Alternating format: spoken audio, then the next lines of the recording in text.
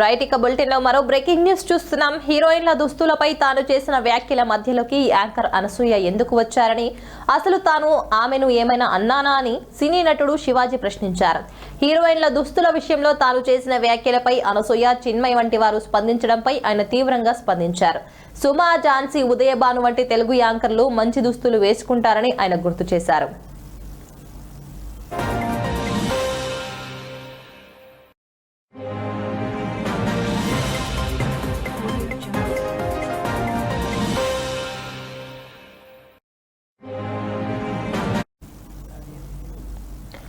నెటిజన్ల నుంచి వచ్చే స్పందనను బట్టి వారు కూడా తమ వేషధారణను మార్చుకుంటారని ఆయన అన్నారు. హీరోయిన్ల బట్టల విషయంలో తాను ప్రత్యేకంగా ఎవరి పేరును ప్రస్తావించలేదని శివాజీ గుర్తు చేశారు.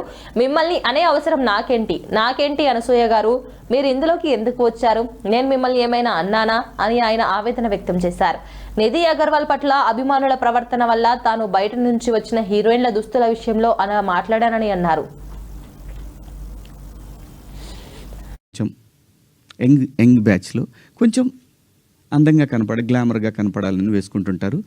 దానికి నెటిజన్స్ నుంచి వచ్చే సజెషన్స్ తోటి వాళ్ళు మార్చుకుంటారు. ఆ అమ్మాయి బయట నుంచి వచ్చిన అమ్మాయి. మనకి రెస్పాన్సిబిలిటీస్ కూడా ఉంటాయి కదా. నేనెవరిని హక్కుల్ని హరించడానికి? నేను ఎవరిని అనలేదే పలానా వాళ్ళ పేరు పెట్టి. బలైంది ఎవరు? ఇప్పుడు ప్రజల చేతిలో బలైంది ఎవరు?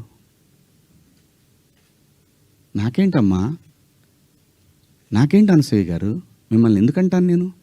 అసలు మీరు ఎందుకు వచ్చారు దీంట్లోకి? నేను మిమ్మల్ని ఏమన్నా అన్నానండి? నేను అన్నాను, అమ్మా బయట నుంచి వచ్చిన హీరోయిన్లు కానీ మన హీరోయిన్లు, ఎగ్జాక్ట్ వర్డ్స్, హీరోయిన్లు కాస్త ఫంక్షన్లకు వెళ్ళేటప్పుడు కొంచెం మంచి బట్టలు వేసుకొని వెళ్ళడమ్మా, మనకి ఎందుకు ఈ దరిద్రం బయట, వాళ్ళందరూ ఎగబడతారు. నిన్న మనం అక్కడ చూసాం కదా. మనం కొత్తగా చూపించేది ఏదైనా తర్వాత ఒక పదం వాడాను, విచ్ ఈస్ రెడిక్యులస్. నాకు వాడకూడదు ఆ పదం. నాకు ఇప్పటికి కూడా అది ఎన్నాళ్ళు హాంట్ చేస్తా తెలీదు. నేనా ఈ పదం వాడింది అని. ఓకే, నేను మనిషినే, నాకు కర్మలు ఉంటాయి, పొరపాటు జరిగింది.